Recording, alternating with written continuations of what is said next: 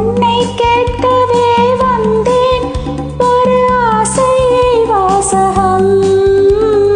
நீயோ என்னிடம் கேட்டாய் ஒரு காதல் யாசகம். அதை தாழாமல் மனமோ துள்ளுது. இந்த போராட்டம் சுகமாயுள்ளது.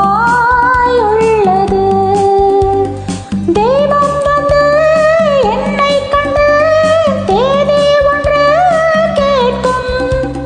கட்டி வைத்த நெஞ்சுக்குள்ளே கெட்டி மேளம் கேட்கும்.